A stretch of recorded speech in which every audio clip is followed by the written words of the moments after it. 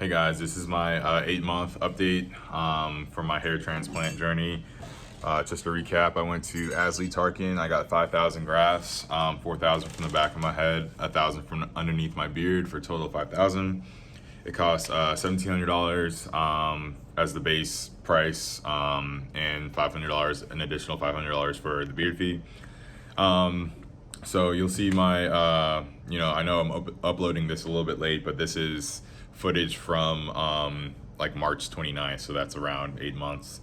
I do want to say I'm starting a Patreon for you guys if you're interested, to just kind of get more access to get your questions answered. I believe it or not, I have probably over 1,000 of you guys, whether a subscriber or not, kind of in my DMs, and it's just too much for me to handle or really expect myself to be able to communicate with you guys and actually give you well thought out answers, and address your individual concerns. So if you're interested, I have a few different, I guess, tiers for my membership, starting at like $2 a month, and some of the higher tiers include scheduling phone calls with me, hopping on FaceTime, as well as free haircuts if you're in the DMV area.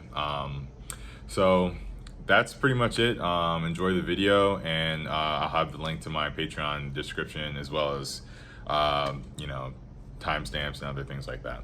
Enjoy.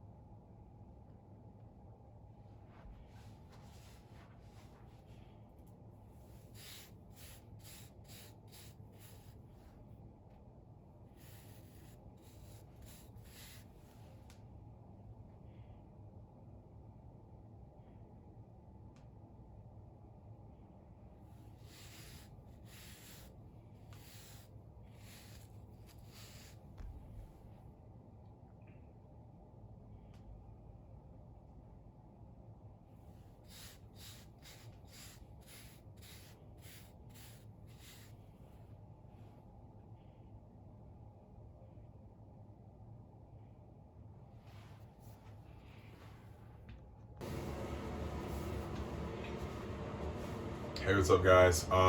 So I'm gonna do a quick haircut.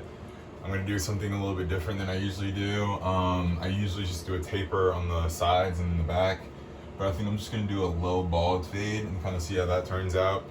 I'm not really gonna take any length off the top or the upper sides. I'm just gonna pretty much taper up the bottom around to the side, and then after that, I'm gonna show you how I apply fibers, because a lot of you guys have asked me about that. Even though I linked the Keratin Brotherhood how to apply hair fibers video in all my descriptions. Check that out if you want, his explanation of it. But I'm gonna do mine. I haven't really been using much fibers recently because this is my hair with no fibers in it, so it's pretty thick. Looks pretty good.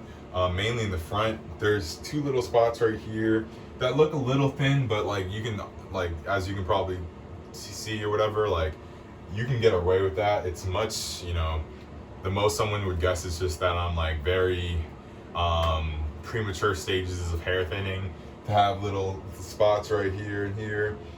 They look a little thin, but like I said, miles ahead of where I was a year ago. And then obviously the crown is pretty light as well. So if I really wanted the perfect look, I would put hair fibers up here, and that's what I'll do today. But most of the time, it doesn't bother me at all.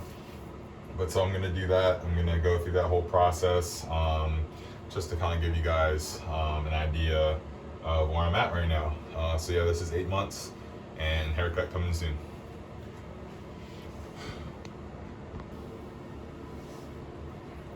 Hey guys, so I'm kind of done. I'm gonna put some pomade in my hair, hair fibers, and wear a do-rag for a little bit, and then put more pomade on. And then once my hair is kind of laid down, then I'll do a line. But this is the cut. Not a huge fan. I feel like I never really come out as a huge fan of fades nowadays, just because of kind of how the donor looks. It's kind of hard to get a good consistent fade, but I think I'm gonna grow out kind of the top part and maybe keep doing the fades, or maybe go back to the taper. But the lower the hair is, the worse the donor area looks. Like for me, a lot of people tend to look better when they keep the donor short, but for me, my donor area hair will kind of thicken up, become afro-like, and hide the thin spots better. So this is the cut so far. I'll do this.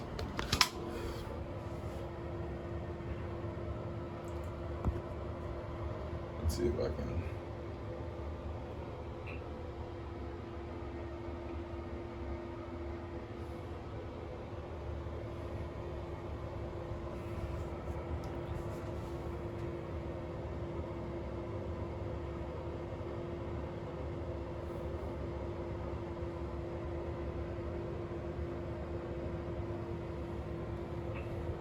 And so once I put some fibers on, it'll kind of even everything out a little bit more.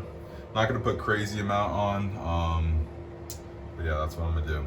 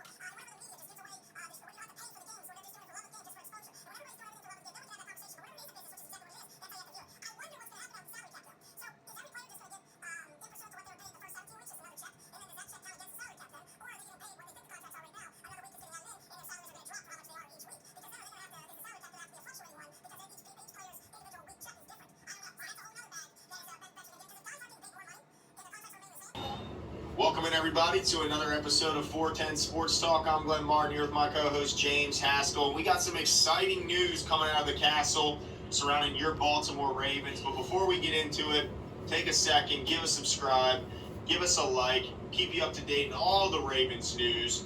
But Jimmy, let everyone know what's going on around the castle today. Yeah, it appears that Calais Campbell and Brandon Williams are all in on the Baltimore Ravens. They took literally a straight-up pay cut. They left $3.5 million on the table between them, and I think in total, the clearing is around $5 million that they clear up in space. But, you know, as far as a legitimate pay cut, $3.5 million between the two of them, definitely not a typical restructure where, you know, the Ravens or any other team will kind of kick the deal down the road or kick the money down the road. But literally, they're making less money in this coming season. And this, to me, was shocking news, Glenn, because it means that the Ravens have, you know, of course, the Ravens have something in mind. There's no way they came to them and said, hey, take a pay cut for no reason. With no plan. Right, they had to sell them on the idea of this. And so this is super interesting to me because I don't think, you know, even if we sign Sammy Watkins, I don't think we're done. I think there's still plenty of time, plenty of good names out there. That's kind of what we're gonna go into, right? I was shocked when I saw this news. Yeah, I just want to give them a little bit more details on exactly what happened. Yeah. And so Brandon Williams, he replaced his $7.5 million worth of salary, and All right, guys. So as you see, I took a small amount more pomade and kind of put a protective layer over the hair fibers after having worn a do-rag for like 15-20 minutes. So the second layer kind of adds a protective waterproofing layer. When you do that, you are going to see the dye of the fibers stay on your hands, but you didn't remove the actual fibers themselves, just the coloring of it. And as you can see, it came out really good. You know, look like I have full head hair, kind of makes the whole thing look a lot better. So now, after having worn a do-rag, I'm gonna pull down my hairs a little bit more and get myself an edge up, and then that'll be the end of my hair preparation process, all right?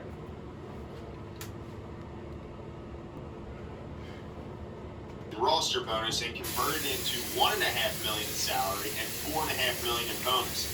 So he's taking a $1.5 million pay cut, which, like you said, is quite rare. It's something you don't see players willing to do. But this guy's a Raven, so we are certainly appreciative of that and the loyalty he's showing.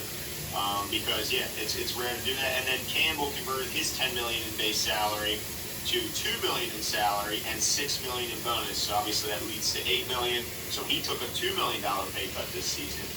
Now both these guys have made lots and lots of money over their career. They're lucky enough to where they both had long careers. You know, in the NFL they say the average career is 3 years, and that's including guys like Brady who are, you know, up in the curve a little bit, because most guys don't even make it to 3 years. So, you know, obviously they're fine, but still they couldn't force them to take a pay cut, so they still had to do it. And so I'm sure the Ravens are very thankful. But like you mentioned, they went from $13.3 million in cap space to $18.6 million in cap space due to these two deals. So definitely gave them a lot more room. I mean, that's like the rookies are taken care of with just that. You know, basically what they were able to do is just pay for the rookie pool by getting a discount from those two guys. And two guys that are still going to be huge contributors. I mean, those two guys are still going to be in there and expected to dominate the run game, and from Calais get a little help in the passing game as well. But yeah, so we're going to get into some guys who we think might be on, because you're right, Jimmy. They didn't go to them without a plan. They didn't go to them and say, hey, take less money. Thank you. They went to them and said, look, this is what we're going to do with this money, and are you on board with it? Because we're trying to build a winner here in Baltimore. So let's get into some of the guys. You mentioned Sammy Watkins. If you want to know our take on Sammy, click on the other video there. We give a pretty good in-depth breakdown on if we want him, why we might want him, why we might not want him, and kind of go over his injury history, which is the elephant in the room when talking about Sammy Watkins. But and really quick, before we get into people, because the likelihood of the Ravens bringing in Sammy, at least offering him the deal, is relatively high. In this video specifically, I think as far as available guys, we're going to leave out wide receiver. right? Yeah. Because Yeah. we're going to act under the assumption, say they sign Sammy, right? Mhm. I don't think it worked that way. I think Right. Sammy's already in their calculations, so we're going to focus on other positions. Yeah, because there's still a lot of positions that need help. I mean, and that's where we're gonna start with edge, because I think that's the biggest one right now between both of us. We both feel that's a pretty glaring weakness. And now we're happy they brought Bowser back. I think he's. I mean, look, people. Let me just take a. On average, people move 12 times before buying a home. So why are you still buying furniture every time you move? Feather is a furniture rental service that gives you flexibility with your furniture and your space, with the option to. Quick little detour here, because people were kind of calling Bowser, you know, the lesser guy. Like, people weren't very impressed us bringing Bowser back. Some fans.